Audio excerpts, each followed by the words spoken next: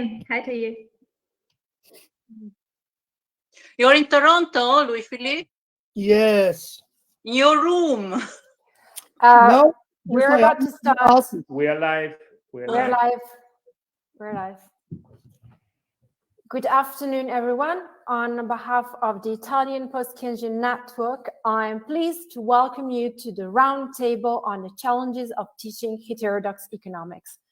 It is quite an ambitious endeavor, but we wanted to dedicate some time not only to research and to the theoretical debate, but also specifically on how heterodox or non-mainstream economics is taught at universities or at a larger extent disseminated and communicated to the public.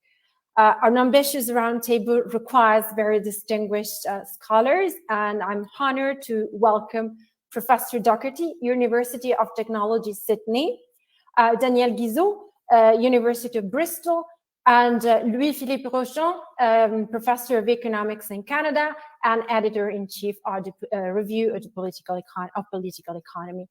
Three very highly reputed scholars in their respective fields, and amongst many other things, they have also been working tirelessly on the teaching and dissemination of alternative, non-mainstream approaches to the economic discipline.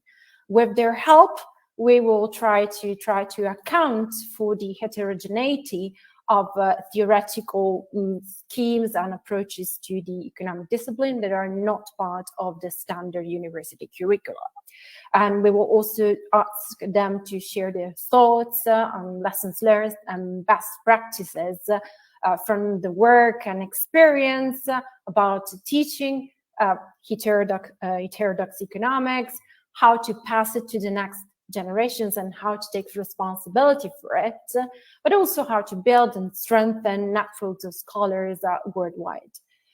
Today's event is organized as follows. There will be a first round of approximately 10 to 15 minutes of structured discussion for each speaker, followed by another 10 to 15 minutes of more open discussion based on the main points and considerations drawn from the previous round, and then we will open the floor to the Q&A session from our members, but also to the, from the audience that is following us on the social networks.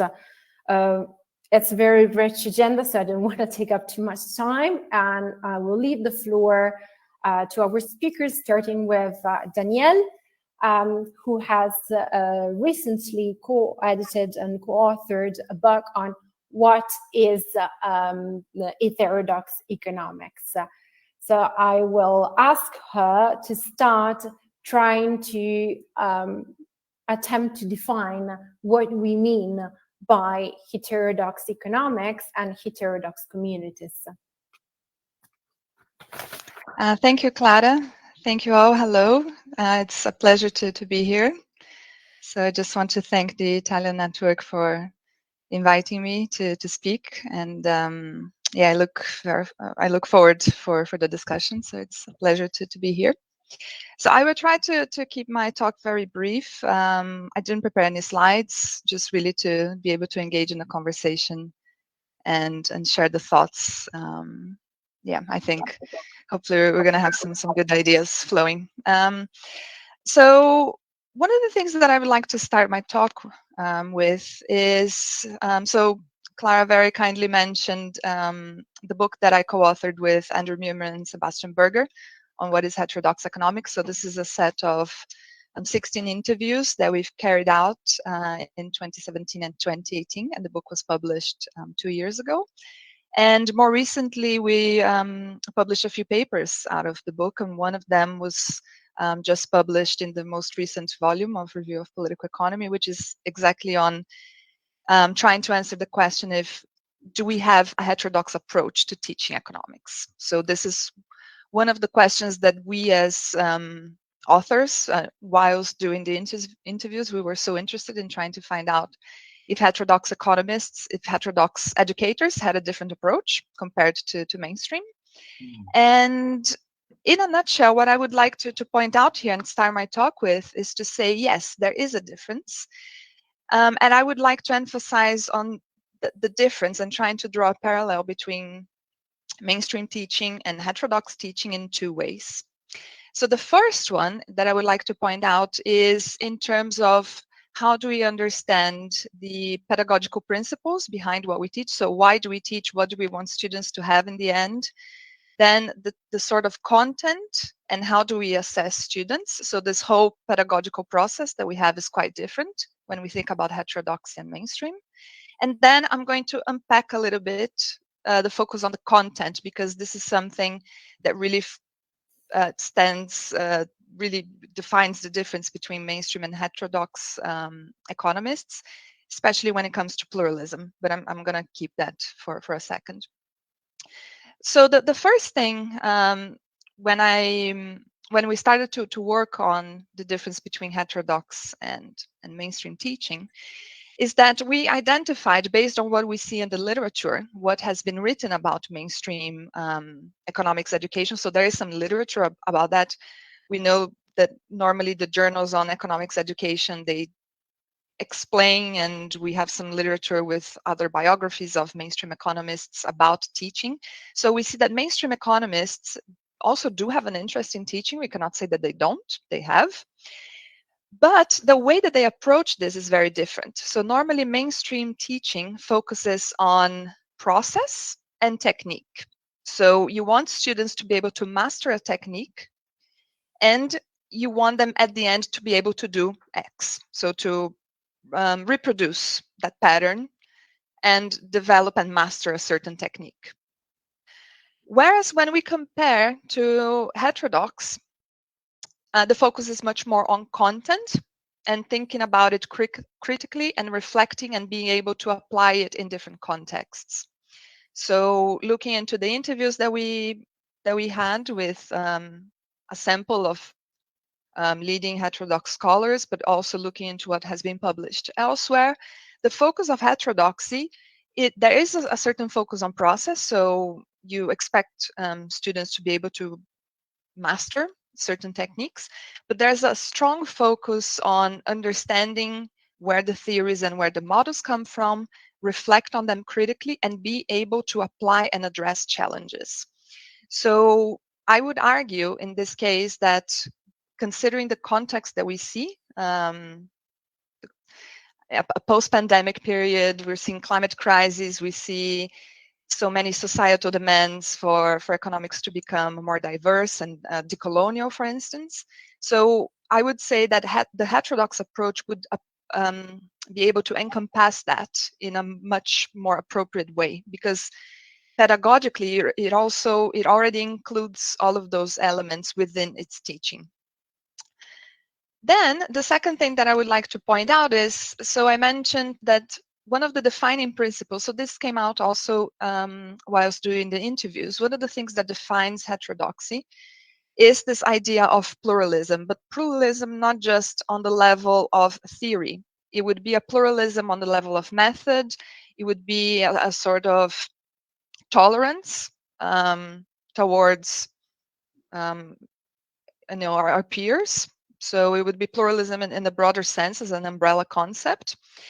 But what I found that was so interesting when trying to understand how heterodox teachers teach is that even though I would consider myself heterodox, and I think we are in a group of mostly heterodox colleagues, we would tend to say, well, even though I would align myself to this school of thought, or even though I would align myself with this specific group or niche, when we teach, heterodox economists, they tend to teach in a pluralistic way. So this is quite different than what we see happening in the mainstream. So normally in the mainstream, you would replicate the same framework of thought and expect students to have that. Whereas heterodox teachers, they present students with I think somebody needs to unmute themselves, sorry. Where heterodox teachers, they tend to present students with different approaches. So they wouldn't just teach what they do. So for instance, I consider myself a post-Keynesian. I would teach my students some post-Keynesian principles, but I would also present them with Marxist principles, with feminist principles, with ecological economics. So heterodoxy would have this idea of incorporating pluralism in its practice, which I find it quite powerful, in the sense of being able to make sure that students have this critical approach and reflect critically on their realities. Clara, can I just ask how much time do I have? You still have good 10 minutes. Ah, okay, no, that's fine.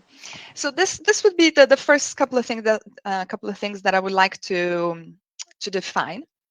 Then the second element, which I would like to put on the table for the discussion, is if heterodox teachers, let's say, if they are different, and if we can see that they are pedagogically more, let's say, comprehensive. I don't want to say better or more, but if they are more comprehensive, and if we acknowledge all of that, so can we thrive in a discipline where usually heterodox is still not dominant? So that's one of the questions that also we tried to discuss in the paper, and another question that I would like to bring for the table. So my co-authors and I, we would say, yes, it is possible for heterodox teachers to thrive. So one of the examples that we have is here in the UK, because given the structures of higher education that we have, where educators are suffering pressure, or let's say we are encouraged to take a pedagogical training, to do learning and teaching training, like we call this a postgraduate certificate in higher education. And when we are seeing demands from the structures in higher education for universities to follow a certain basic curriculum and certain guidelines, so then we see that there is some opportunity for heterodox economists to be able to show their approach. So I would like to bring my own example on that. So I'm here at the University of Bristol. I would say that I am in a mainstream department. I may be the only heterodox economist, or maybe there's one or two other colleagues who are more open to that approach, but I would say that I'm the only one who would self-label as such. And the experience that I have been seeing over the past few years is, I think that we have a lot to contribute in terms of being able to rethink economics education and rethink the pedagogy as a whole. Not just bringing the things that we do best, which is to bring history embedded in our core curriculum in micro, macro, applied history of economic thought, but also to think about on the process of learning. And I think heterodox economics, due to its nature, does this in a very good way. So I think that there is a real opportunity for us to be able to develop this heterodox pedagogy much further. And I think that what we're doing over the past few years in developing new teaching materials is a potential way to go. Developing scholarship for sure, so things like what Peter is doing with the new journal, us sharing best practice, or sharing events such as this one, but also developing teaching materials. So what I would like to maybe finish and leave it on the table for discussion is, I would very much like to see some sort of, let's say, repository or a large set of heterodox teaching materials, something like core, but much more comprehensive for all the subdisciplines in economics, and with the approaches that we have, which are so rich, and for us to be able to show and demonstrate this is what good heterodox teaching looks like. Because at the end of the day, we want to rethink the, let's say, the fundamental principles of economics. And we want to rethink how students think about economics. We just don't want to soften the edges and leave the core bits unchanged. So I think I would stop here. But yeah, I think this is just the beginning of the conversation. It's really just the beginning. Thank you very much. Based on what you just said, there was a very exhaustive picture and very excellent starting point. I would say that we have mainstream economics, and then everything else and then the rest of the economic discipline. So another point that could be worth being discussed is what are also the concepts that define heterodox economics. So for instance, not just the pluralism, and I would say also the multidisciplinary aspect of economics, and also thinking about development economics and the need for a multidisciplinary approach, but also what are the concepts that we have to look at. I'm thinking, for example, of the concept of money or the concept of value, and the huge debate that is not taught about this concept. Who wants? I will leave the floor to Professor Docherty or Professor Rochon. Who wants to speak? Professor Docherty, once again, we're very grateful to you because it's, as I understood correctly, 2:30 at night in Sydney. So we appreciate a lot your commitment to the cause. You're welcome. You're welcome. I have had some sleep, so I'm feeling good. I thought what I would do is I guess reflect on, as Danielle has done, my own experience of teaching heterodox economics, largely in substantially neoclassical departments. So I've been here at UTS, at the University of Technology in Sydney, now for 22 years. And before that was in a finance department for a short period of time at the University of New South Wales. And there was a very strong contrast between where I did my doctoral studies and began my teaching career at the University of Sydney, which had a very strong heterodox and post-Keynesian department mixed with neoclassicals. So there would have been, when I did my doctoral studies in the early, or began in the early 90s, a third of the department of 50 people would have been heterodox or post-Keynesian. Maybe I'm overstating that a little, but a very substantial and very sort of a bastion in Australia of heterodoxy. And there were a number of courses that were just devoted to post-Keynesian economics in the undergraduate program.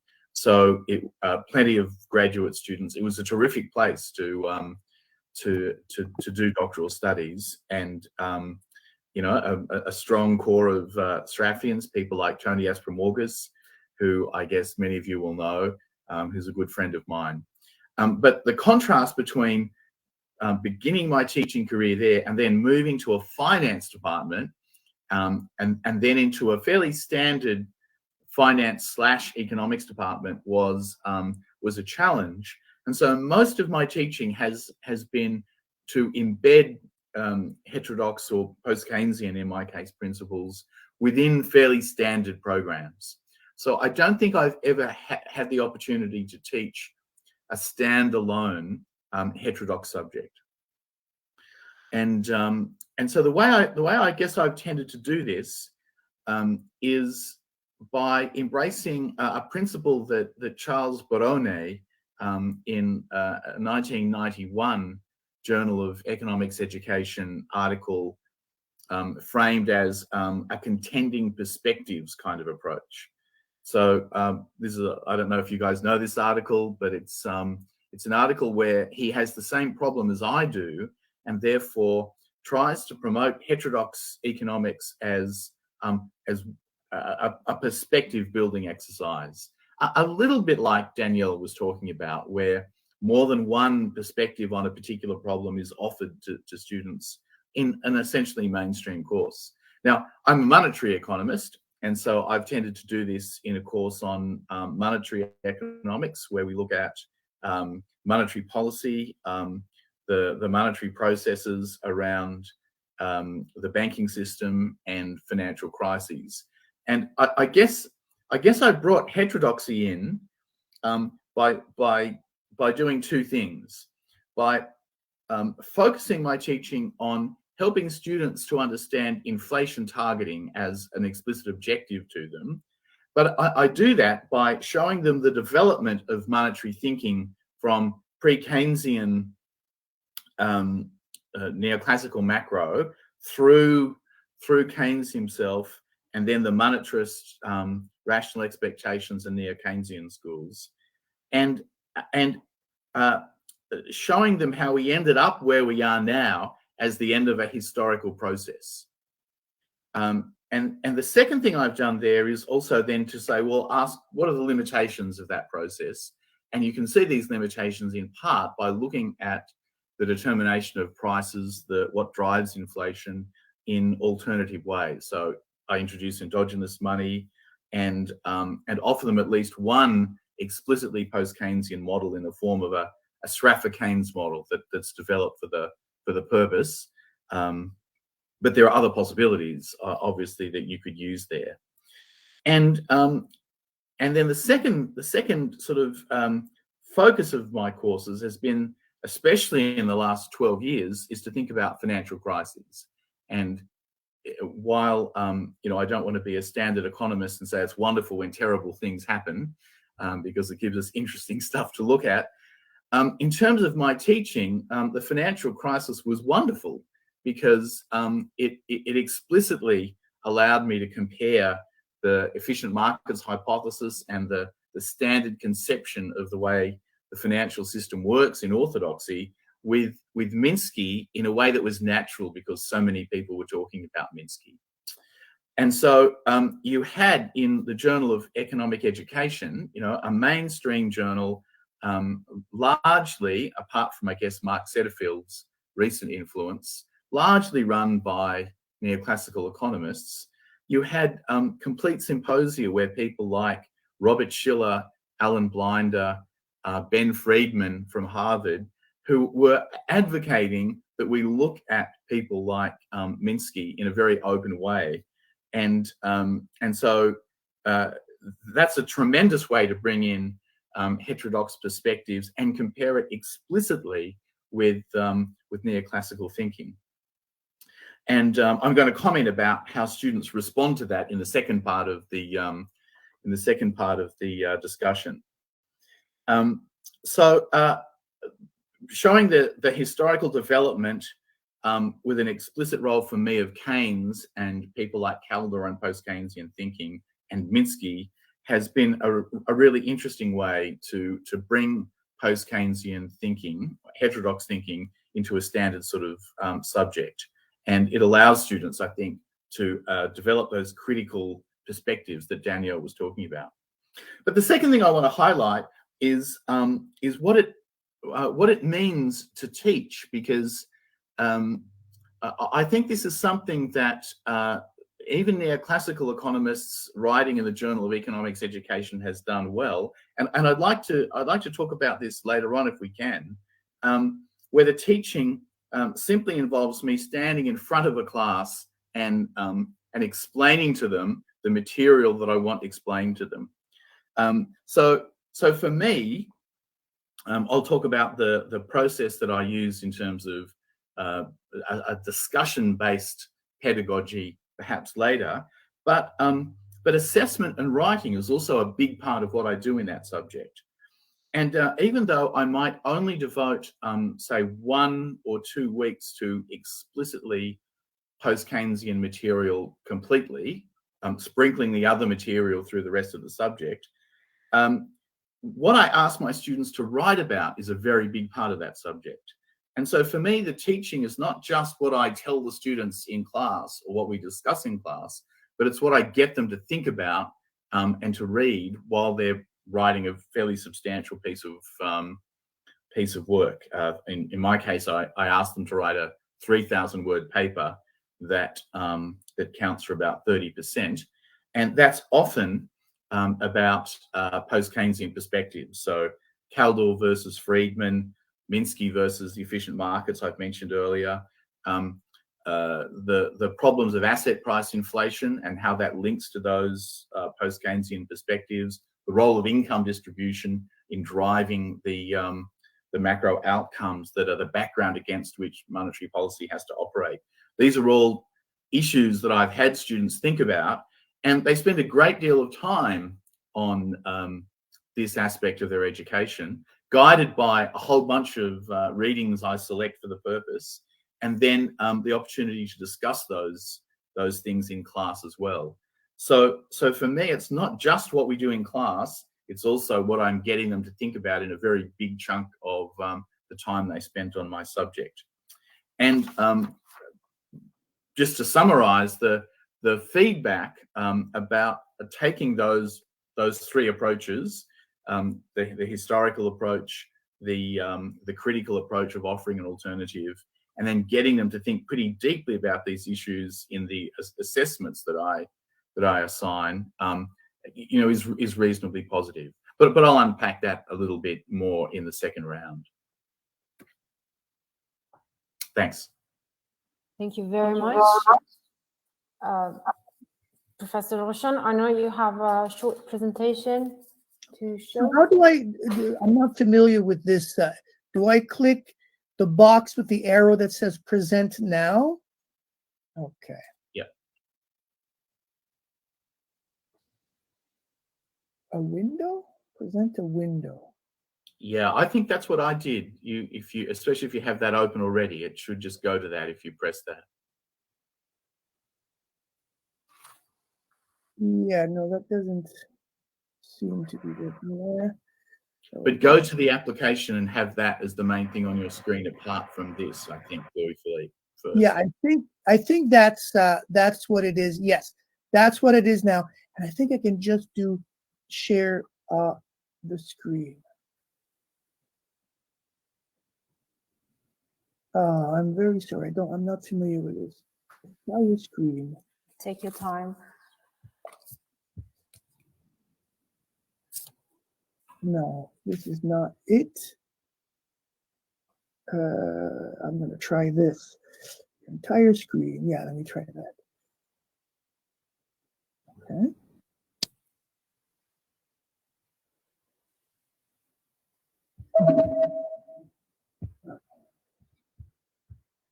Let's see if that will do it.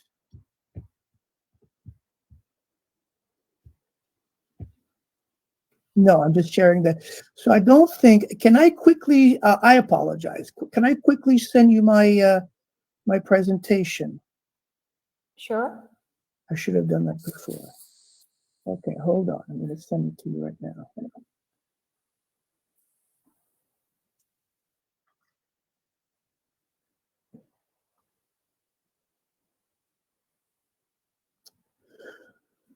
Maybe I should do a little bit of a song and dance while we're waiting. iCloud Drive, backup, presentations, Italian. Well, perhaps I could just express something I really liked in Danielle's presentation about how what's unique about post-Keynesian approaches. Are you good to go then? No, but Clara, I just sent you my presentation. Yeah. Well, which is that it seems to me that in terms of what you actually do in the classroom, Danielle, bringing multiple perspectives to as the sort of default position in terms of what we do, it seems to me really lends itself to class discussion as opposed to sort of talking at students. And so, you know, the scope for asking, you know, students to maybe adopt different positions from the different theoretical perspectives on a particular issue and then debate, for example, seems to me to make for much richer classroom experiences than, you know, going through the model of intertemporal consumption, you know, and explaining the diagram. I don't know whether absolutely. that translates to that sort of stuff.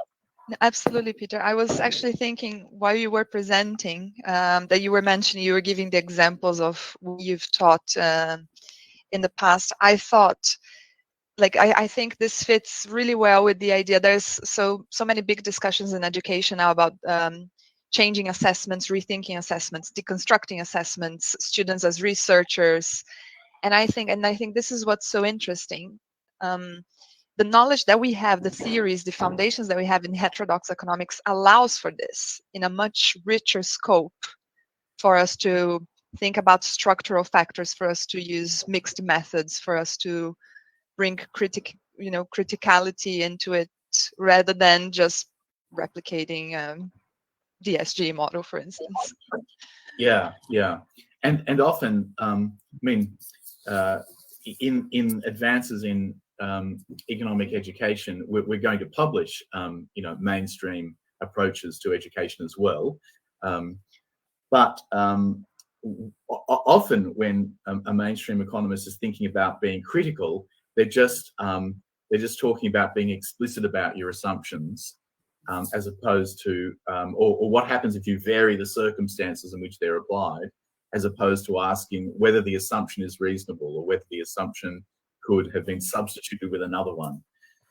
So I think you're absolutely right about the criticality dimension there. But Clara, I think, wants to allow Louis-Philippe back in, yes? No, we're still just a trying to get the presentation. Can I talk a second? It's okay with me. Sorry, can you leave your comment? I'm sorry, I just joined the meeting. I would like to say, can I say just one short thing? Yeah, please. I think Rochon had problems in starting presentation. Probably is not very well familiar with the Google Meet.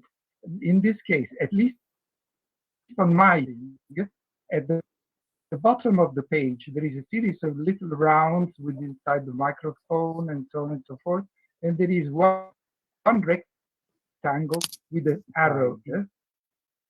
And if one pushes on this rectangle with the arrow inside, then that starts the presentation.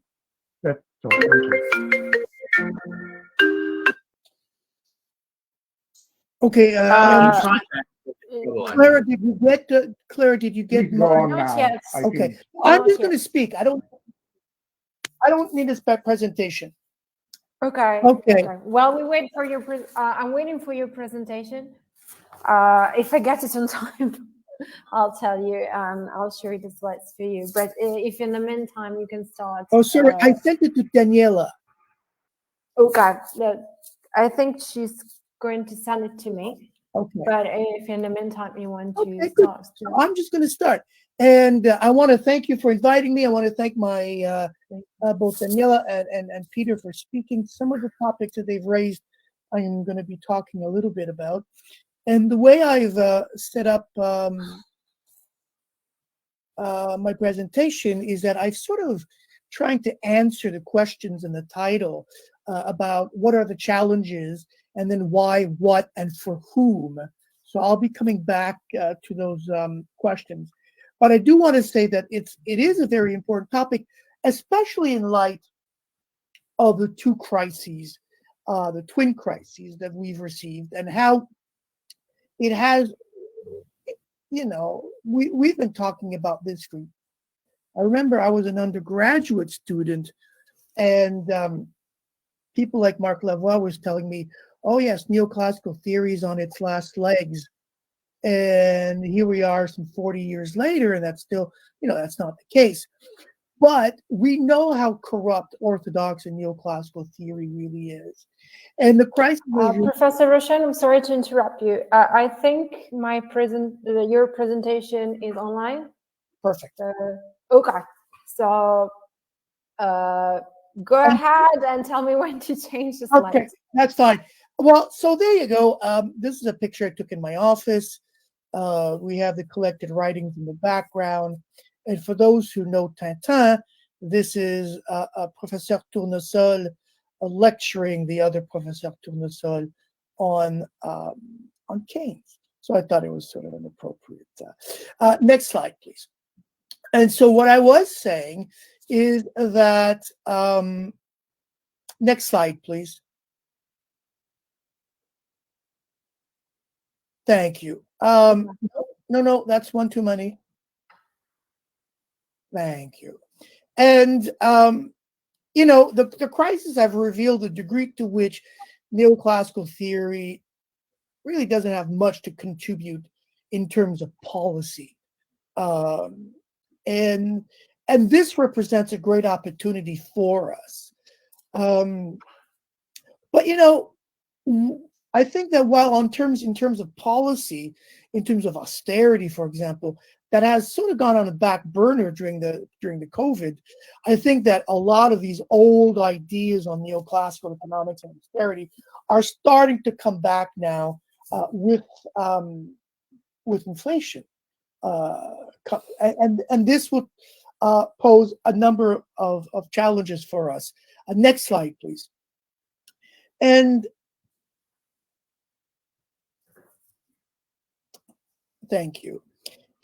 So the question on my mind in terms of an educator and how I approach economics is whether the citadel is dissolving, right? Keynes refers to neoclassical theory as the citadel.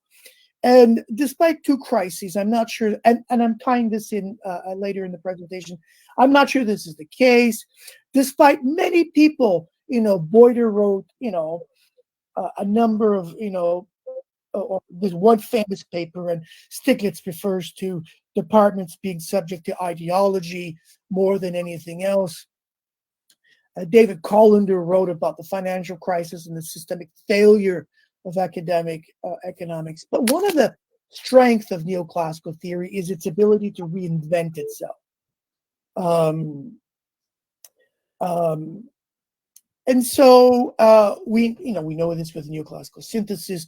We know that there's some Minsky now in some of these dynamic stochastic models, or they're trying to. And so the edges of neoclassical theory are fraying, but that's about it. The core ideas of neoclassical theory remains the same. And, this great quote by Wolfram, where he says the financial crisis damages the reputation of economics outside academia, but leaves mainstream economics unswayed. And I say all of that because, of course, our job of teaching would be much easier if there was a full collapse of neoclassical theory, but that's not the case. And so we have to deal with the fact that neoclassical theory remains in the textbooks and remains in all of those sort of institutional elements. And this, despite the irony that many post-Keynesian ideas, I've been having this discussion with Ilan Dougis for many years now. Many of these ideas post-Keynesian ideas are creeping into the mainstream. Next slide, please.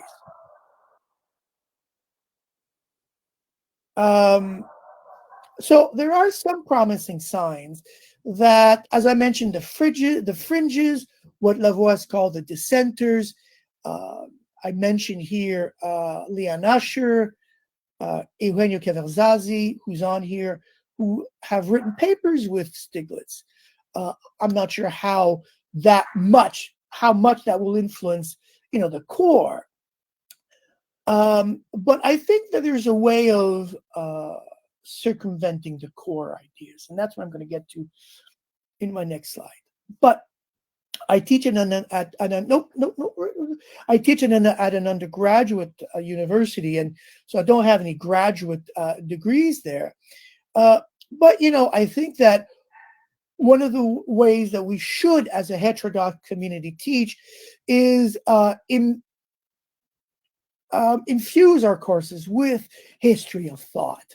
That when we do explain an idea, that we give some sense of history to where that idea comes from. And I think the students do appreciate that sort of historical approach. I do infuse my courses with a lot of feminist arguments, the one that fit my narrative, of course, and some environmental ideas.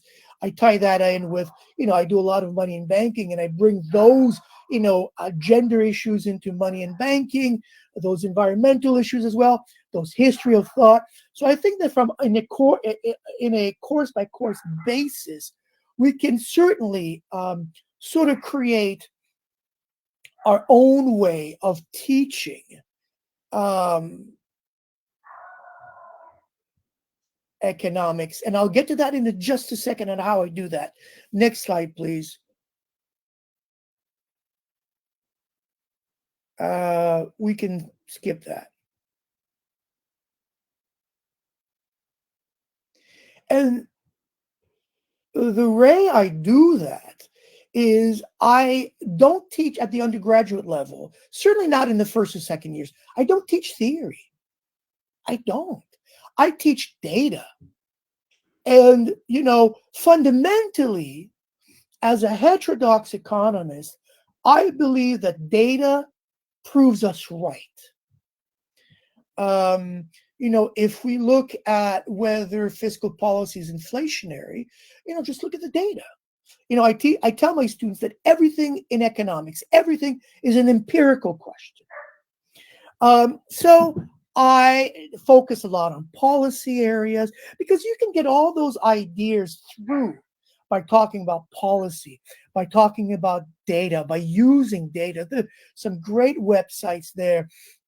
You just click, you know, fiscal policy, inflation, Canada, you know, 1950 to 2022, and they will graph it for you. And then we talk about, you know, what the data is showing. So there's no need at that level to go into details about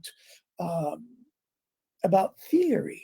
And I do talk about austerity, but I explain it through the data.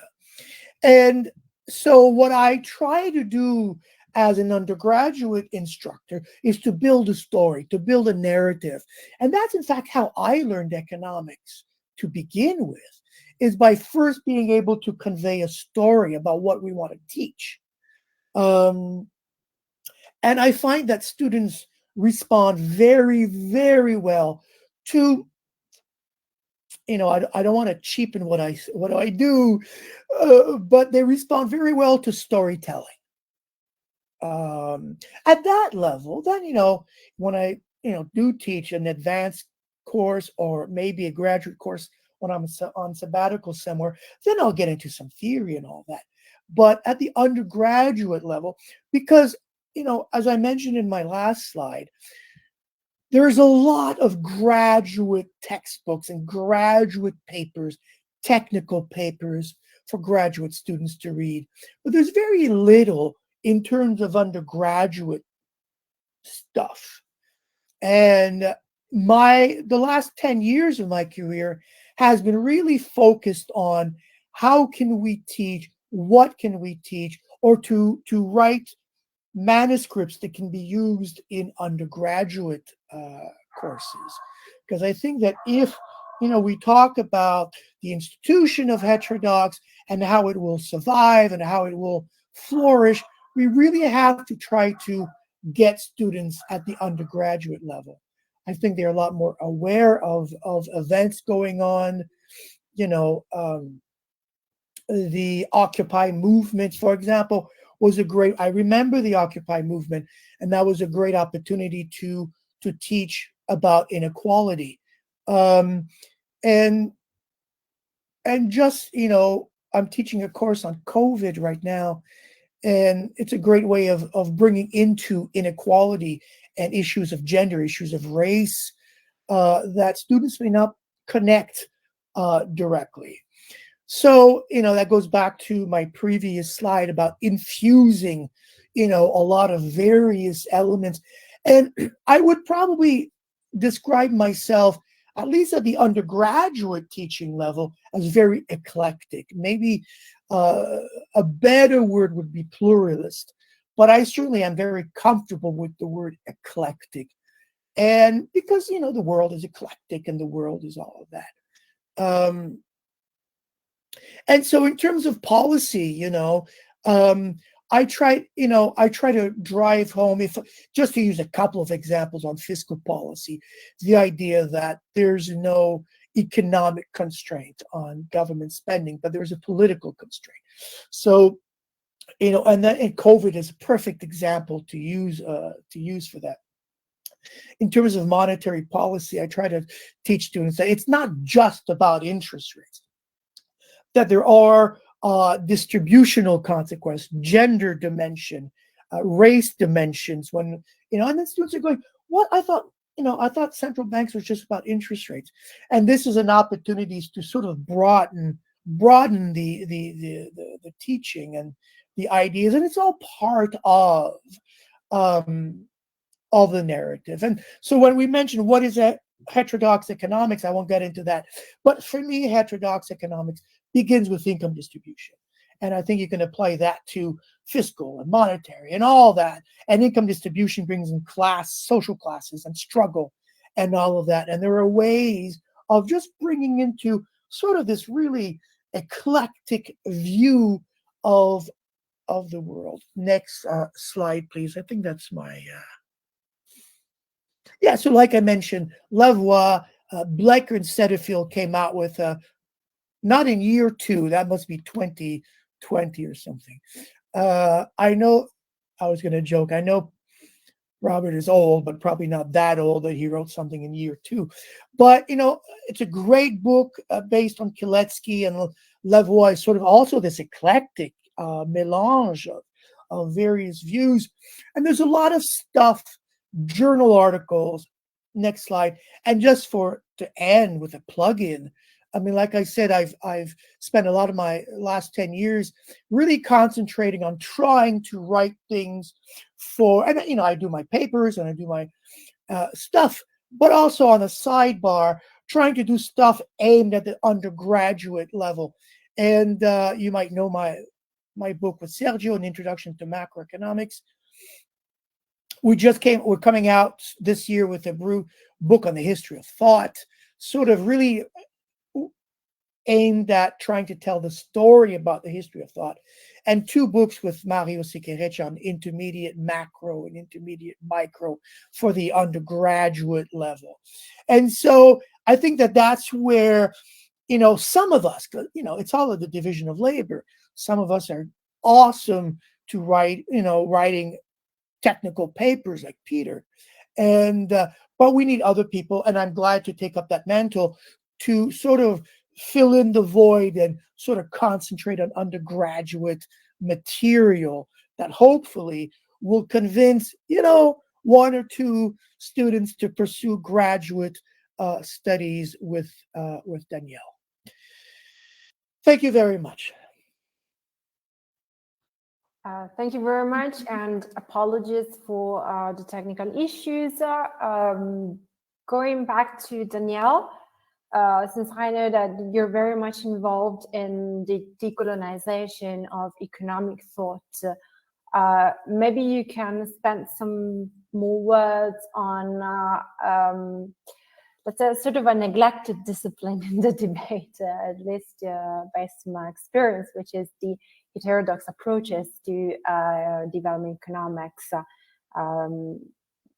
Production of knowledge in the global south tends to be very much mainstream, and we end up, at least at a university where I teach, we end up teaching very mainstream courses that do not reflect at all the reality in which the students live.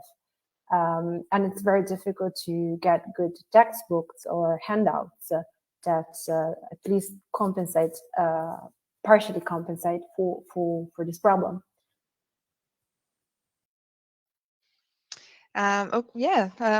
Thanks. Well, okay, let me think about how I can answer the question. I think that's Clara, that's a very good point, because I mean, decolonization and diversity, they have become buzzwords. And I think there is a concern from many economists. I wouldn't say just mainstream. I think from a lot of people in the community as a whole in the discipline, that would be afraid of not doing it properly, or would be thinking that, we're going to turn into a curriculum police, that we're going to monitor and say, well, you're doing right or wrong, or you should cover this and not cover that. No, I think what bringing decolonization, bringing diversity is, first, we want to make economics a better discipline, right? We want to be able to cater and account for everyday life and everyday issues and understanding complex realities. So when we were during the other presentations, I was making so many notes, and then I remembered one of the discussions when doing the heterodox interviews, that we were trying to define, yeah, but what is heterodoxy? Well, it's a plural community of pluralisms where you have power, realism, and openness, open systems ontology all together. So for us to be able to cater that, we need to have a larger set of theories, a larger set of approaches, trying to understand local realities. So I think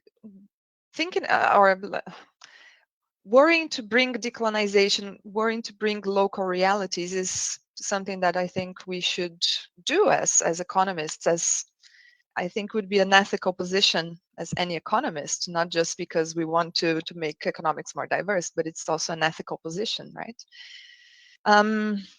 So I think my 2 cents on this would be, I don't think anybody would be against making economics more reflective, more critical, and trying to understand better reality, right? But for us to do that, we also need to bother and try to understand where these realities are. And I think in that sense, thinking about the heterodox toolbox that we have, we can account for that in a much more comprehensive way. And we are also much more open-minded. So we already have, let's say, a privileged position to try to do that.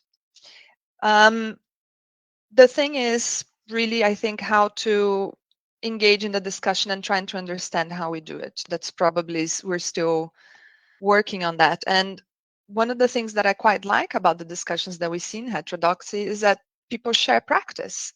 So for instance, some of the work that I've done in trying to understand curriculum frameworks, for instance, I use the case of Brazil that I know a lot more, is how they build certain curricula in economics to account for, let's say, local economic history or regional economics or development economics or industrial policy or gender and racial inequalities. So once we bring those and once we share that practice, once we share that knowledge, I think this is an opportunity for us to also incorporate that in our everyday practice. I would also add that usually standard curriculum on development economics focus a lot on, for instance, poverty alleviation or poverty measurement. We can mention the Nobel Prize in 2019, I think, to Banerjee, Duflo, and Kremer, while they tend to neglect considerable contributions to the theories, such as the dependency theories or the macrostructuralist school, that I think also now that also in international economics, we talk a lot about global value chains, that could bring a very helpful contribution to the students to reflect about the prospects of their economies in the contemporary world. Thank you. Yeah, just finish with one thing. So I think one of the problems that we have to really rethink is the power structures that we have in the discipline. I think until we don't actually tackle them and try to change the structures of power, we're not going to be able to democratize the knowledge that we have in economics, because what we see is countries in Latin America, countries in Western Africa or Southeast Asia that I know some of the curricular structures, they don't use local knowledge. They try to emulate what we do in the global north. So up till, if that's always the case, if this continues to carry on, then we're not going to be able to change anything. I think that's one of the points that we really have to try to change. Totally agree with you. Thank you very much, Danielle. Professor Docherty, if you want to elaborate more on the interactions and with the students and their engagement and how to raise their interest in heterodox economics, if I understood you wanted to say a little bit more on this.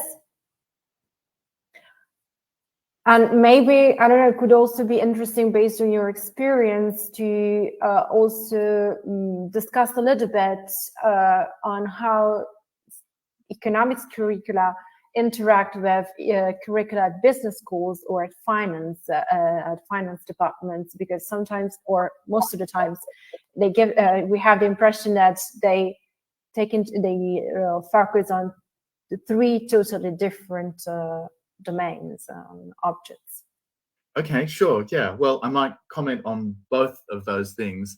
I did want to pick up on the idea of how students react to the sorts of things we've been talking about. And it seems to me that I've noticed two things about student reactions to the experiments that that I've introduced into my teaching over the years, and also how that relates to some of the issues that have come up in the economics education literature broadly, even from mainstream economists.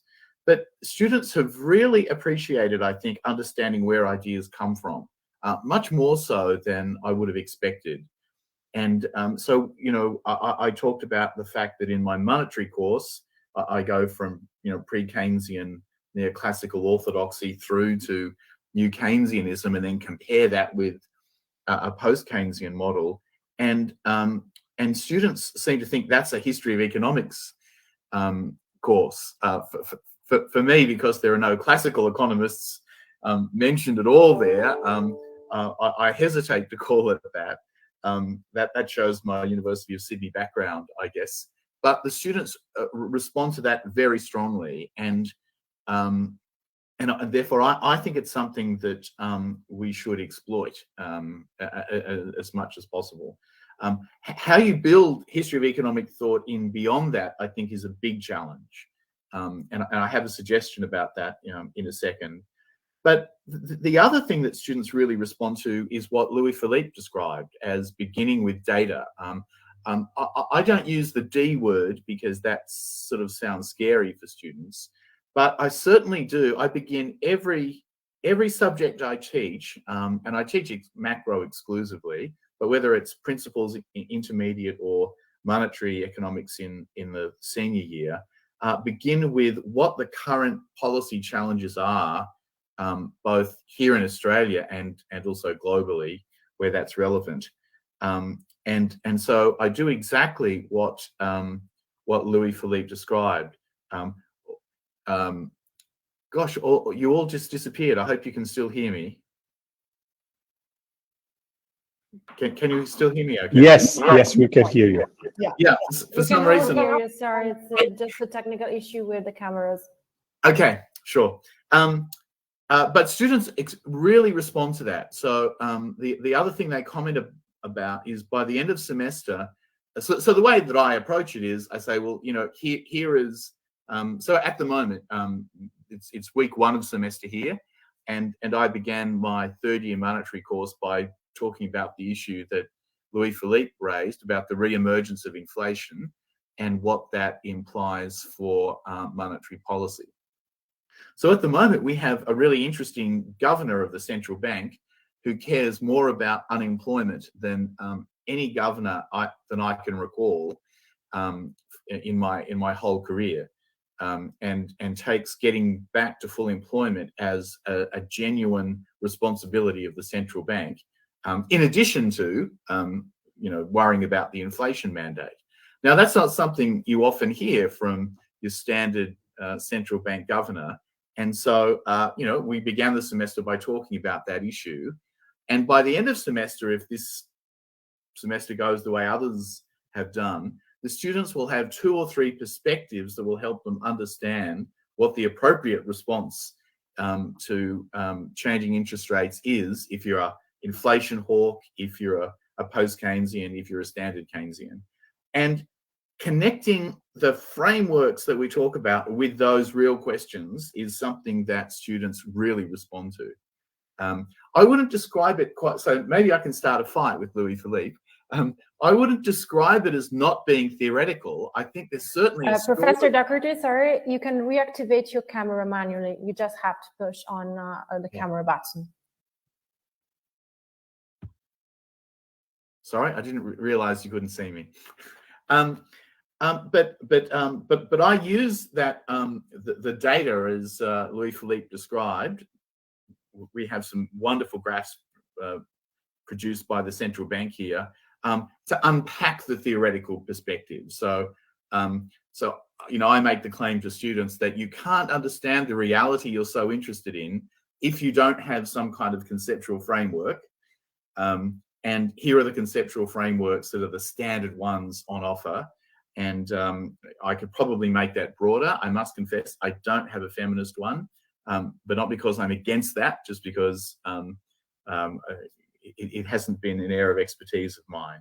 So I want to say that students really do respond to the historical perspective we can bring to bear, and also the real world stuff. And that's something that I think even mainstream economists want to claim. Now often their version of what real world is an example of a consumption problem. What happens if we change the price of butter, as opposed to, what are the current policy challenges facing us? But it seems to me students really do respond to that. So I wholeheartedly endorse the sort of approach that Louis-Philippe has suggested. The business school context, well, I think that I found that there's both positives and negatives about that. I came into a business school thinking that it would just be full of pro-capitalist neoclassical thinkers that would make my life miserable, and there is some of that. But I find that students in a business school are incredibly pragmatic. They just want to know what works. And Louis-Philippe's point that if heterodox perspectives are a better description of reality than neoclassical ones, then you really have stuff to offer them. However, having said that, I've made 2 suggestions for programs that have not been taken up by my colleagues, despite pushing them for years. Those 2 are, I developed a what I called a business history submajor that I tried really hard to have my my heterodox dean endorse, but without failure, because he thought it was too difficult to do. But there, what I had was 4 subjects that spanned disciplines, but included a history of financial crises. So there was an economic history subject I had in mind there that would look at not just the Great Depression and the GFC, as we call it here in Australia, but older crises as well. Which and you could even use Reinhardt and Rogov's book to do that, but with the appropriate critical stance. Sorry, Louis-Philippe. The emergence of the modern corporation was another subject I was recommending there. The development of economic thinking, so that would have been a more standard history of economic thought, and also a history of business leadership and innovation, right? So mix the stuff that business people like with ideas that are things that we can offer. But I didn't get it up, right? So unfortunately that wasn't successful. I'm still in my back pocket. I'm still going to have another go at it. I think another great course for an MBA is a course on pricing. So post-Keynesians and heterodox economists have lots to say about the way that firms actually, do their pricing, and looking at what the various options are and comparing them is an incredibly pragmatic thing that allows you to take, different theoretical stances. Once again, haven't got that, haven't convinced my colleagues that that should be done at this stage, but that's for pragmatic reasons, not for conceptual ones.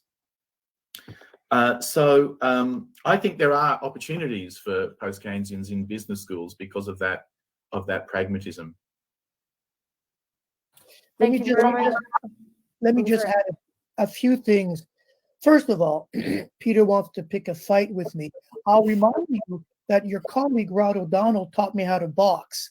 So, the second thing is, I take away from what you said that you're a big fan of Reinhard Rogoff. Now, moving on from there, there is something that I forgot to mention in my presentation that has kind of creeped up a little bit. Jamie Galbraith has a good paper that he just published very recently, where and I quote him in a paper I've written, where he says, economics must have something to say about the real world. You know, I mean, in terms of policy and explaining what's going on. And I find that students are very aware of what's going on. And I start every class with half an hour, maybe 45 minutes. I don't put a constraint on trying to explain something that's in the news.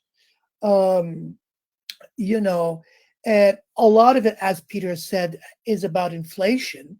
And I'm trying to demystify what inflation is and trying to explain, you know, all of that.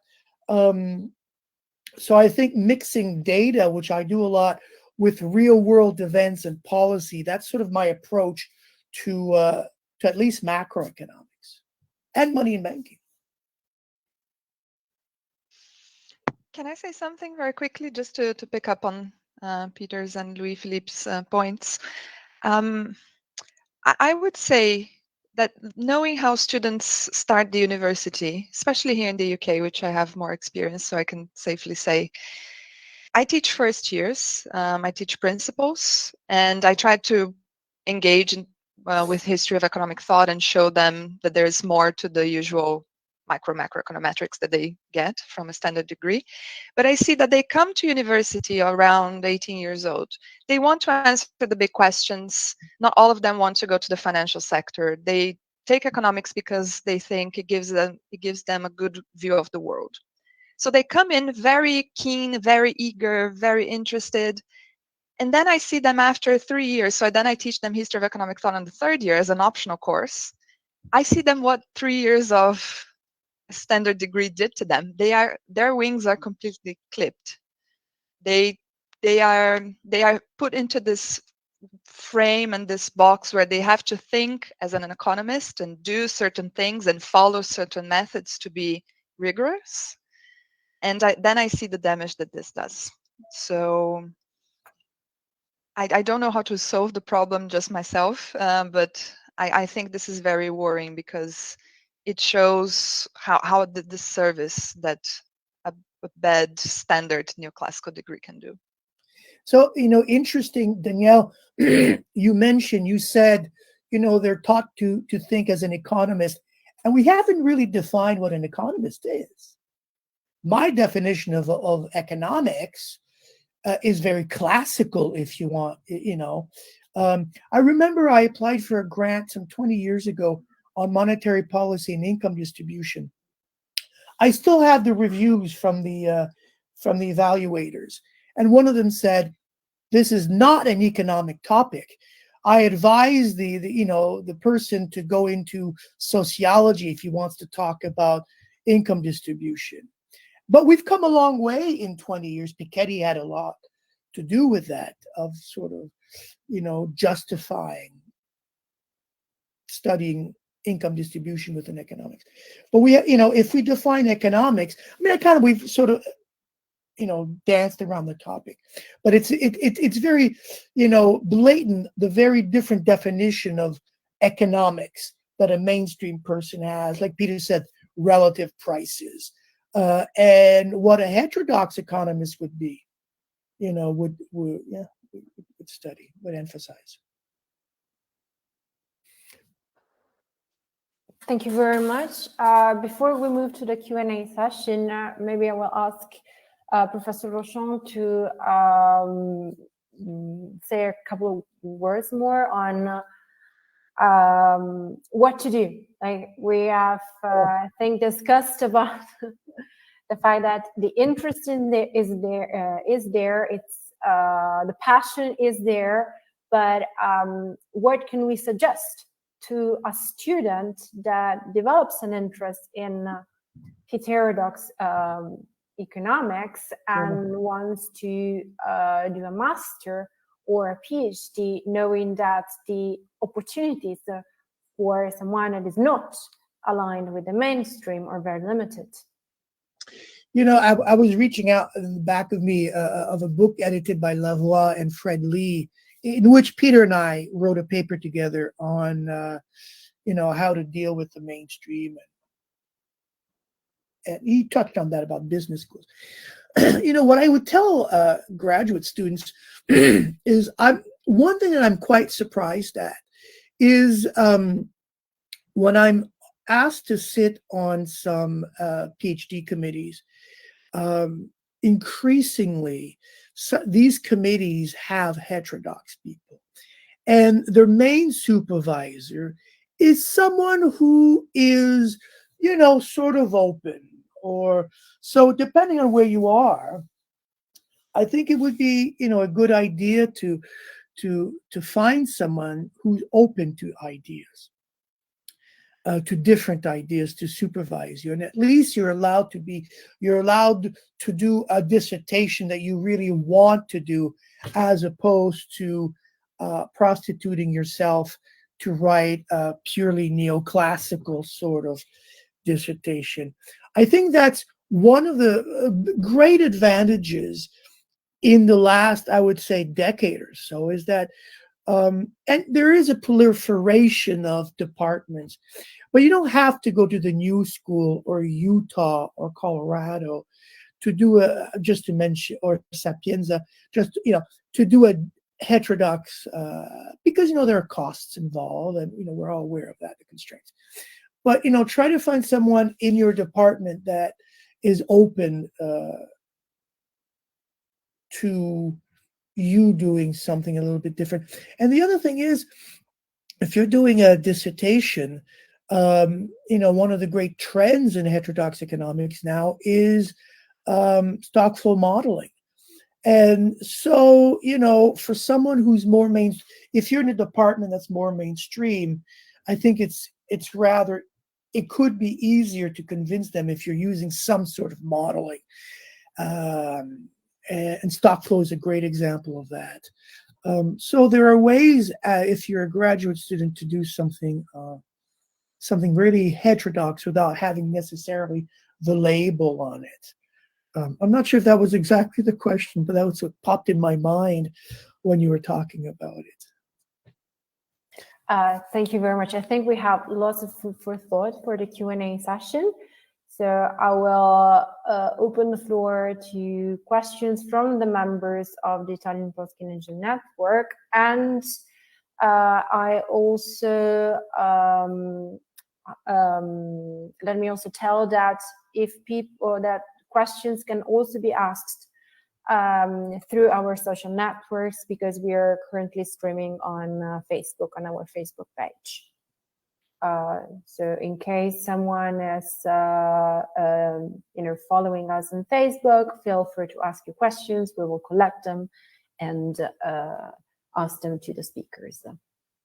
I don't know if the other IPKN members want to ask something.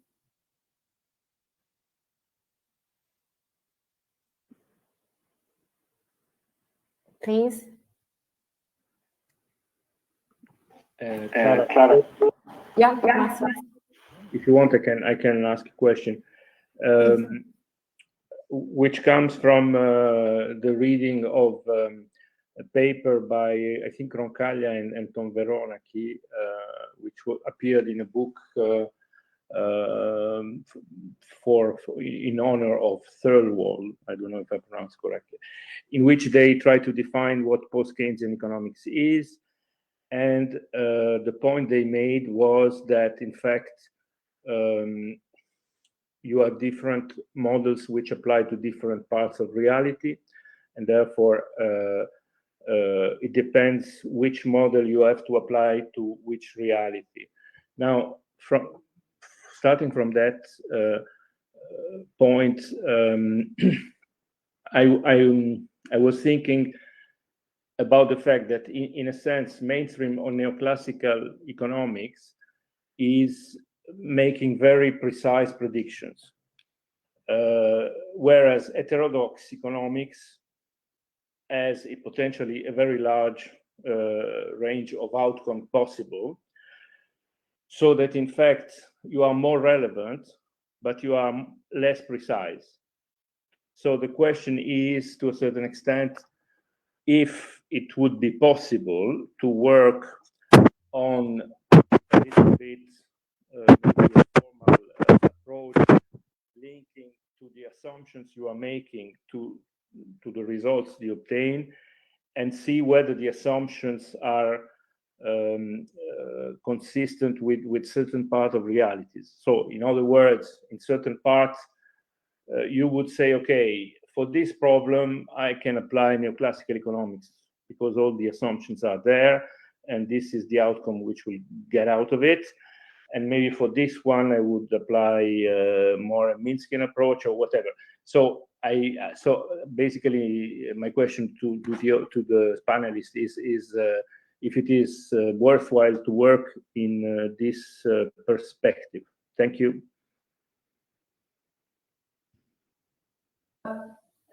Sorry, since we have 3 other people in line, I don't know if you agree. I will collect all the questions and we can answer. I mean, the speakers can answer them all together. Okay. So we'll ask Giulia Zacchia. Yes, thank you so much, and thank you for organizing that.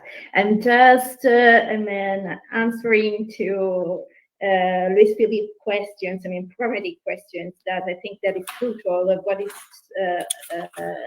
what economics is. And I have to say that usually in my courses I quote also Julie Nanson, that she says that is the study of how humans in interactions with each others and the environmental provides for their own survival and health. And I think that, this is quite the perspective of a feminist economist and economy that I am.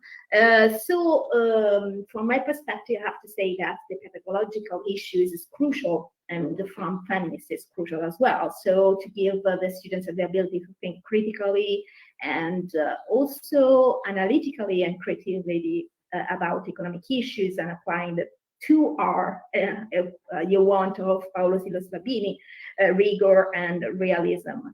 And so the use of experimental learning and laboratory sessions is as well crucial, and what we are doing also here in Sapienza University in our courses, and also to learn students to collect their own data. In this sense, I think that it's quite crucial to analyze them and to give the students the chance to do economics. And in the sense, we use also the students' consumptions diaries. So I was wondering if you use diaries in your courses of economics, of course, students' diaries, I'm called that. And if you think it's a good idea also for, collecting and creating data, and also to look at how different we are on a gender perspective, on a social perspective, and on racial and so on. So this is my question, and thank you. Thank you very much, Giulia. Alberto Botta, who is also the co-author with Virginia Cavrezzasi, Alberto Russo, and Mauro Garegati of the paper written with Stiglitz mentioned before. Hi everyone. Thank you for the great event organized.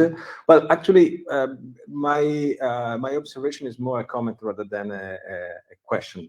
So based on my own experience, and I'm a little bit more skeptical about the possibility, and it is a comment on the final observation Professor ROCHON did about the possibility that mainstream department could accept more easily, say, SFC models and FSC modelers. Because my impression that here is a problem of language. And I think that now economics, at least as it is perceived and taught by mainstream, is more about the language. It is more about the technique, as Danielle said. And I have a very good example of this, because there were 2 years ago, probably more or less, there was a previous student of mine doing a master at the University of Nottingham and contacted me because she was scared, because one of her duties for a master program was to build up a DSG model with some minor changes in order to apply that DSG model to the case of some Caribbean countries and see which are the effects of different pension systems. And simply replied, sorry, but I can't do that. I can't give you any help because I don't know how to build up a DSG model. And the same applies to DSG modelers for as far as stock flow consistent models is concerned. So really, I think that here there's a problem of two different languages and techniques in this specific case. Very hardly they can talk each other. And the problem is that 98% of the economists just know one language rather than the other. So there is not easy form of communication. Perhaps it is easier to communicate in some policy institution as central banks or treasuries, in which they are more interested to the outcome of those models rather than the technicalities themselves. But in terms of the academia, inside the academia, are really skeptical about the possibility to talk each other, because in a way it is an investment in time. So in order to become a proficient SFC modelers or to become a DSG modelers, it takes time. This is something you do basically during your PhD, and you can't think to convert your technicalities from one type of model to the other in a very short time. And that's the problem. That's the problem. So if you want to tackle, I guess, and that's maybe the question I could advance to the speakers. If you want really to tackle the problem of pluralism, you need to some extent to move away from the technicalities and to return to the concepts, because insofar as you consider economics as a technicality or as a formal language, and by the way, I like that type of language, because I like to do, I do personally with my co-authors mathematical models. If you don't move away from that kind of approach, there's no way to talk each other, and there's no way to move forward, and there's no way to get heterodox economics considered by the mainstream. That's my, thank you again. Thank you, Alberto. If the speakers are okay, I will ask you to reply and react to these questions and comments.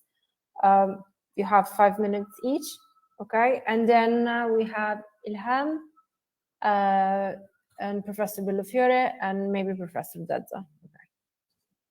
Let me just go quickly, and no disrespect to anyone if I don't address your specific comment, but something did jump at me, and it's Massimo's comment about relevant models to different situations. You know, he mentioned the neoclassical model. What situation would you say could exist for the neoclassical model to be used? Well, there is one which is a famous anecdote, I think, from the 80s in the kind of a master courses, I don't know, somewhere in the United States, in the top universities. They were saying about the price of eggs in New York, that you have, I don't know how many millions of eggs which arrive in New York every day, and the price follows strictly neoclassical principles, let's say. But I admit that apart from that, very extreme situations, it's maybe raw materials could be a place for application, but otherwise the majority of the other real life situation are not covered, in my opinion. I am not a specialist on eggs. I admit that. But I would probably be ready to say that a good explanation, and I don't know what that situation was, but even raw materials and oil, I think that there's lots, I think that heterodox economists can do to explain those situations.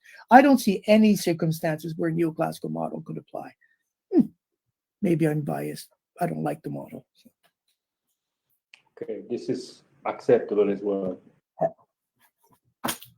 That's it for me. Can I go? Yeah.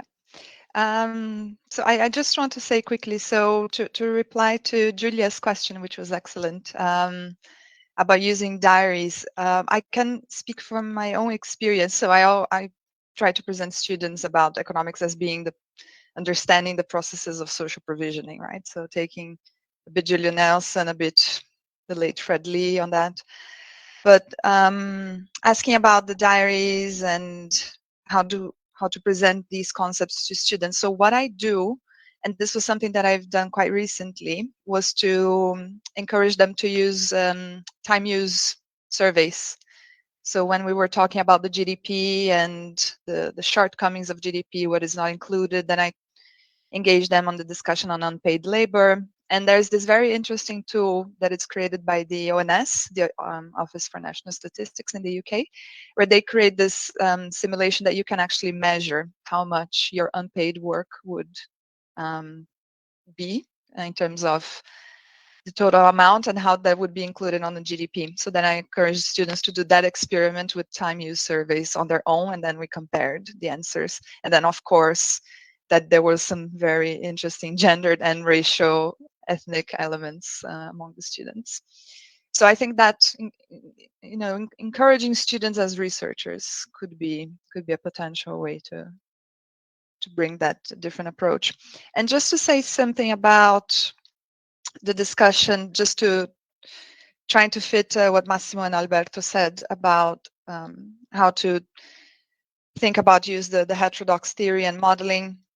My view is that I agree, we do have some fundamental inconsistencies between heterodox and mainstream. And I do like to think about this problem-based approach, and depending on the situation, we have different models and different theories and different ontologies to be able to take from. But I always remember Fernando Cardins Carvalho quote that he said, well, a neoclassical model, you can take that, but it will only explain a reality that maybe in Switzerland, you know, if they live in equilibrium where everything works, that may work. But, you know, if we try to apply that to Latin America, for instance, that doesn't explain anything. So you have to take also the best model that try to explain the reality that you're discussing. If equilibrium doesn't exist, then you should throw that away. So I think, just to finish and reply to Alberto, I agree. I think some mainstreamers, they may be interested in discussing certain concepts, but my view is that they could be slightly open-minded, but as long as you have to fit in those concepts within a certain framework, as long as it's presented in a certain way, as long as it's presented in a certain language with the use of certain methods, then they are willing to hear. Otherwise, I think it's very hard. And that's it for me. Well, I'll do the same as Danielle and just make a brief comment on each of the questions. In terms of Massimo's question, it seems to me that that you can take it at the level of a principle, right? So that the idea is be aware of the assumptions underlying a model, and ask whether that is applicable, you know, can be applied to a particular circumstance. And I'm probably, you know, like Louis-Philippe and think neoclassical model, not so often, but asking the question, I think, is a useful thing to do with students.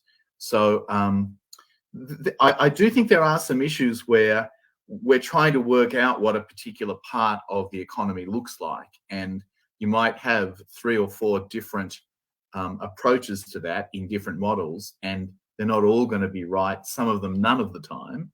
So I think sometimes there are questions where we're hammering out what a particular part of reality looks like, and it's not just that this applies here, this applies here, this applies here.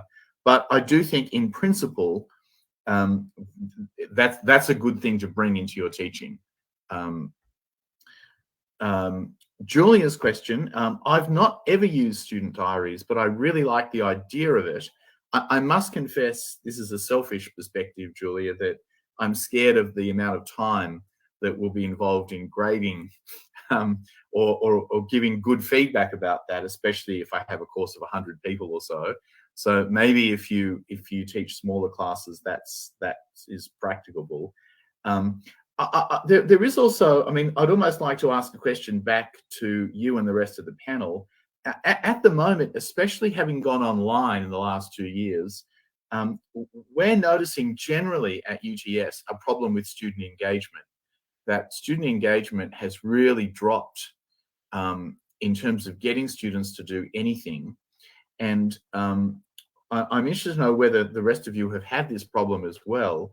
And I'm in 2 minds about whether something like student diaries would actually lift engagement, because it's something that's very practical and you can apply in your own world, or whether it would be a disaster because students aren't engaging.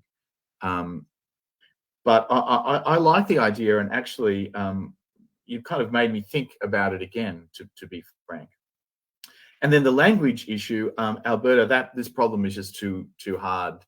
I agree with your observation, and you're quite right. The more investment there is, the further you go down a particular path, the more difficult conversations are. And the whole issue of what to do in encouraging heterodox economists to think about postgraduate study is really tough. So I've just had a student go off to Cambridge.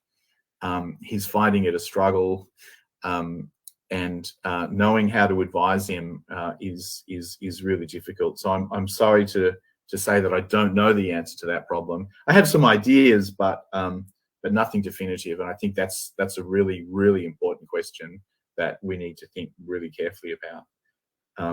But am I allowed to just quickly repose the question about student engagement? Are other people discovering that student engagement has taken a hammering in this COVID online world, and whether something like a student diary would actually reinvigorate that because of its novel and very very applied nature in your own sort of life? Well, thank you. And I just want to say, Julia, I apologize. I didn't address your comment just because I don't know what a diary is. I've never heard of student diaries. But I will confirm that, yes, I do think involvement has decreased significantly. I call it laziness. You can call it involvement for sure. Yeah, since COVID.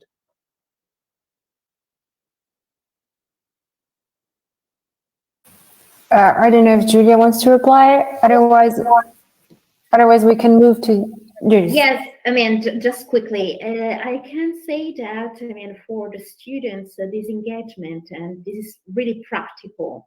It's true that, and I mean, they are doing that also online and during the COVID. But I have to say that, Peter, you're right. I mean, it's a lot of work after. So, because, I mean, we collect all this data and then, I mean, have to define and have a full lessons about the reading of this data. And so, but I mean, it's something that engage also them in this part. I mean, at the end, they know also each other better. That is something that they have not the possibility to I mean, know each other sometimes, because I do teach also for the first year of university. So meaning that these people didn't have any opportunity to meet in reality. And this is a way to, I mean, let them feel also more connected. And how large is your class? I have to say that I'm doing that for the gender economics courses. So I have 30 students, no more. So it's a really short course, number of students. But Marcella Corsi, that is also doing that for larger students, because the course of political economy for the first year, that it's more than 100 students, and she's doing that. Wow. She arranged to do it. It's okay. another one, but it's fine. Yeah. Thank you very much. We can move to the second round of questions. Ilhan Doguz. Yeah, thank you so much for your presentations. Based on my experiences, especially at the University of Rostock, northeast of Germany, and also after the debates on Twitter with mainstreams, I had received some feedbacks from students that they have much learned more from me, even on Twitter discussions, and also when I was University of Rostock, what they have learned in last 3 years. But there's a trade-off. We have to teach the mainstream to students, because they will be asked when they get a position in exam or job interviews. But these are wrong, because, for example, I asked Mark in 2015, why don't these capitalists ask to universities to change this curriculum if it is wrong? And he said, Goldman Sachs and so on do not recruit any more economics graduates. They prefer sociology, psychology, philosophy, and so on. But on the other hand, they have to know what's marginal cost, marginal revenue, despite no firms calculated, but they will be asked. Based on that, I would like to ask, what type of a strategy should we follow regarding the hegemonic clash? It can be to ask a quota for each department to recruit at least one heterodox, instead of gathering at special universities like Kansas City, Utah, Leeds, and so on, to diffuse all universities like feminist groups do it, recruit at least, for example, 40% female staff. Is it approachable or applicable? What's your opinion on it? Thanks a lot. Riccardo Bellofiore, and then we leave the floor to the speakers for their answers. Yes, I was fascinated by the three interventions. I asked myself, I am retired since 3 years, so maybe things have changed. What was the possible relation with teaching economics in Italy today? Maybe not much. And what was the relation with the teaching of economic theory 50 years ago when I began? And the answer is nothing at all. To explain why, I should give you a personal story, and I don't go into that. But I would like to give my very quick personal attitude about the why, what, and for whom teaching, etc. And yes, I think that economic theory is empirical. It has to deal with facts. It has to deal with narrative, and so on. But my personal attitude is this one. For whom I speak about the undergraduates. My attitude is for them. This is the why. First, put the facts on trial. Does not exist facts. What you think about reality is wrong. If you think that economics give you answers, or economic theory, well, no, it gives problems. Don't look for the simple or the more realistic explanation or narrative. Then you go to the what. And the what you teach is that reality as such, or I thought, does not exist. You need abstractions. And yes, also models and formalization. There are many abstractions, so you need plurality of theories which are conflicting, and none of them, unfortunately, without problems. These have two consequences which are not very relevant for heterodox versus mainstream.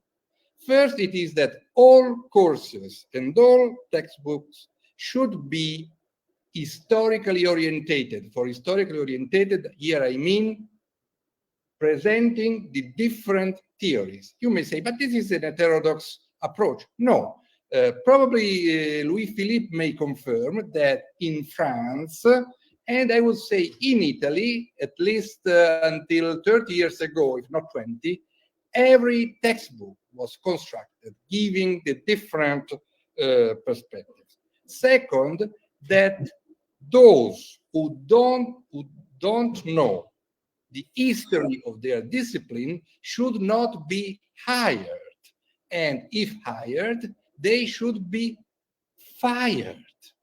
I am talking of research, and I am talking of selection. From this point of view, my idea is that the point about pluralism is very weak. Then I would go into my usual rant, which is heterodoxy is a mess, that we need not heterodoxy, but heretics. And if you think of the names that we always name, Keynes, Minsky, Schumpeter, somebody may say Marx, they were not heterodox. They were not pluralist. They wanted to subvert the general theory to substitute it with a different general theory. Now, this is what we should discuss in teaching. I think that this should start at the undergraduate level. If I have 50 seconds, I give my personal story. I was studying law 50 years ago. I shifted to studying economic theory because I followed a course of a professor on the Italian economic development, 1945, 1973. That course gave the facts, the different interpretation. To understand the different interpretations was the first course of economics. The different interpretation, it explained neoclassical theory, Ricardian, neo-Ricardians, Marxians, Keynesians, Keynes and Keynesians, and the growth theory. 1/3 of what I know today comes from that course. I would be probably a notary or a lawyer today if not for that formation. Thank you. I'll just go to answer Elon about the idea of having quotas for heterodox hiring. You know, I'm reminded, and you mentioned women, I'm reminded of the story by Deidre McCloskey, where she tells a story about when she told the her university president that she was transitioning. And she says that the president said, "Oh, thank God, I thought you were going to tell me you were going to become a Marxist." And so, you know, I mean, I think ideology that's how many departments see ideology at the very bottom, so, but I think that it's a good story because it does show that, the days of a Stephen Margolin being hired at Harvard are gone. I want to touch on something that I go back to Alberto comment. The dissertations that I'm usually asked to be on are from France. And Ricardo was saying about how historically the French at least seem to be more open-minded. I think that might explain my position about dissertations and my advice that I gave a while ago. Thank you.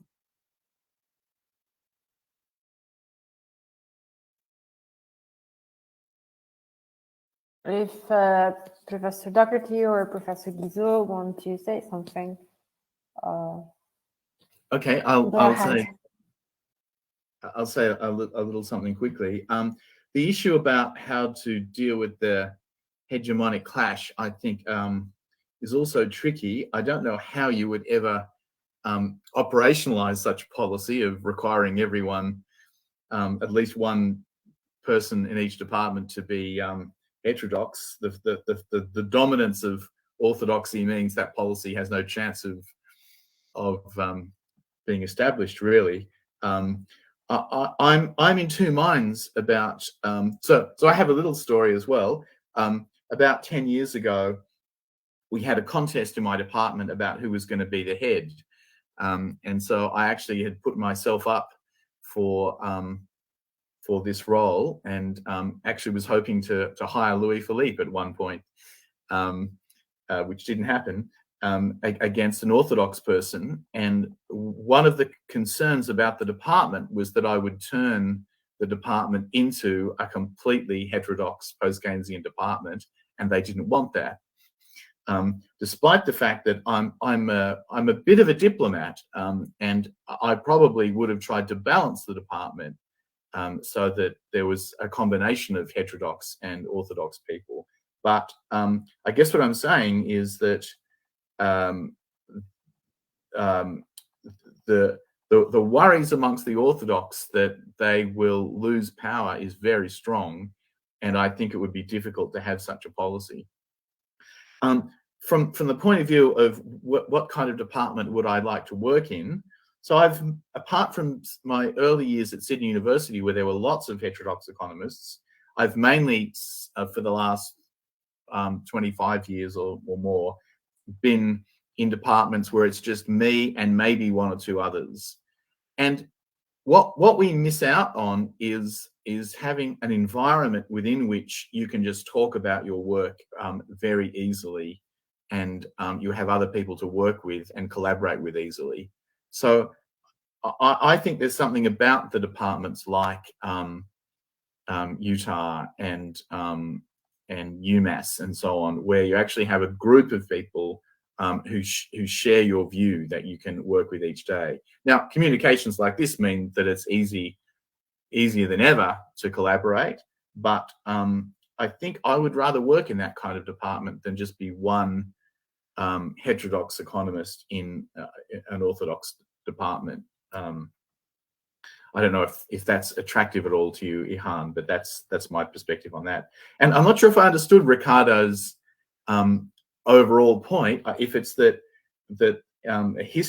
understanding the history of your discipline is crucial and everyone should do it, then I just completely agree.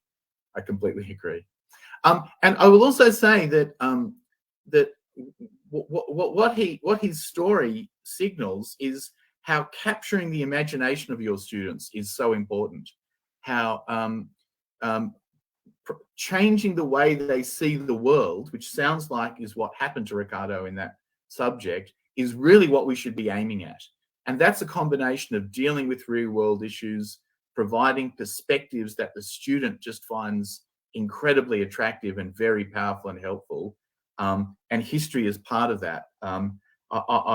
I think that is something we should be aiming at. I mean, I suspect that, I don't know if neoclassical economists think like that. I think they do, but it's something that that a student will comment.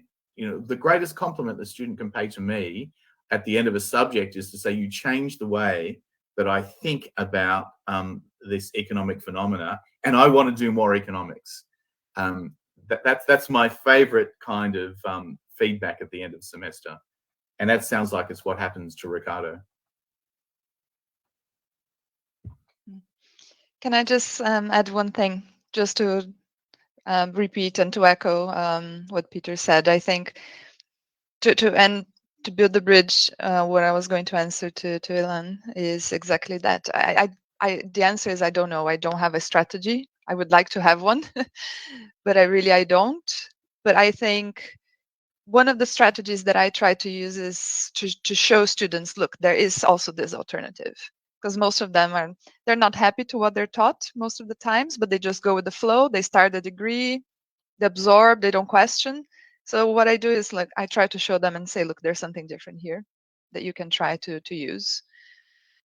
And honestly, I'm looking into how economics has been developing in the, I would say, UK Anglo system. I have really no hope sometimes, but I do have hope on other systems, on other places where you have more space.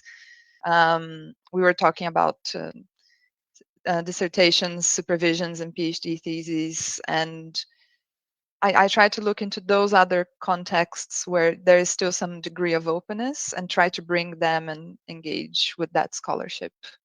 Because I agree, I don't think most mainstream, at least in my experience, I don't think most mainstream economists would say and would dismiss you entirely and say, this is useless, this is crap, go away. But there are many other mechanisms and instruments of power that they use to kind of isolate you and not take your scholarship seriously, or your research, or your networks, or your knowledge production. So I think that's where we should focus our energy on, to try to change those structures more. Thank you very much. I know that Fabio Petri has a comment.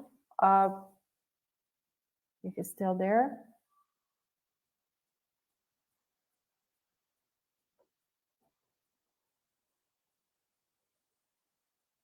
I just have a quick comment. Yeah. I found the solution. I found the solution to all of our problems. All we got to do is first assume the existence. It's a sort of a neoclassical joke. So, okay, I think we can wrap up. First of all, I would like to thank our three speakers for being with us. Yes, thank you. Yeah, sure. I would like to stress the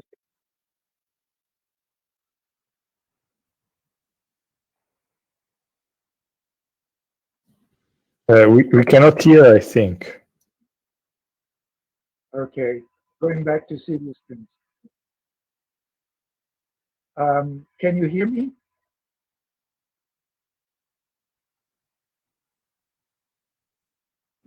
Can you? Not so well.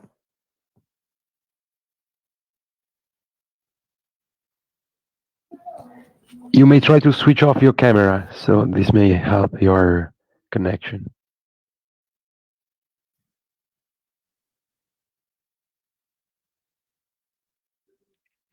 Otherwise, you can write your question or comment, if it's possible, on as a message.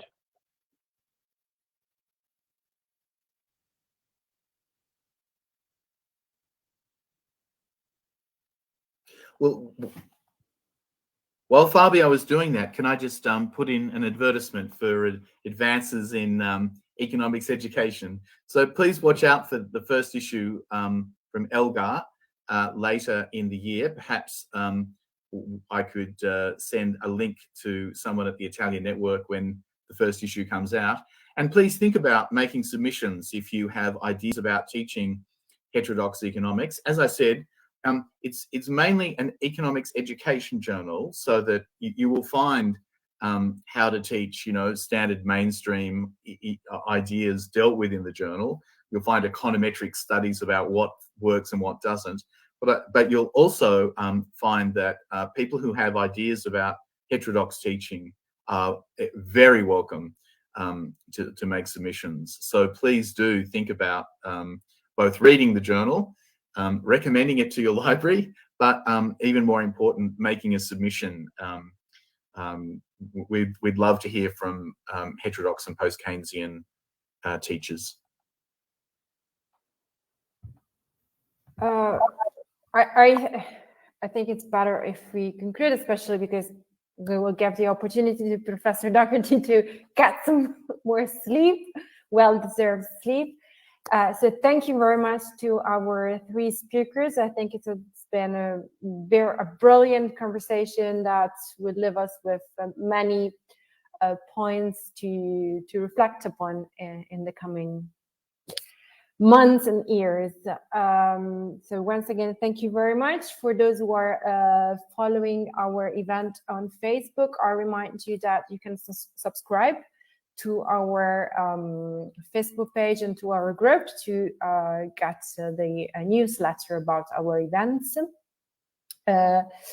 And just to wrap up, I would like to just to say a very quick thing.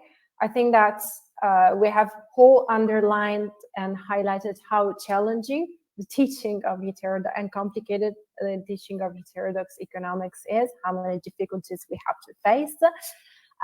But if we're here on a Friday evening / night between Friday and Saturday, I think that this is more than a job, but also a passion and a commitment. And I think this is the most important thing we can build onto. I'm very grateful to all of you that were with us today. So if you want to say something, otherwise we're heading to a conclusion. Thank you. No, thank you. Thank you It's a very much. pleasure. Bye-bye. Ciao, ciao Thank you. Clara, grazie. Thank Ciao. you. Bye-bye. Ciao. Thank you. Bye. Bye. Bye. Thank you. Thank you. Bye-bye. Thank you.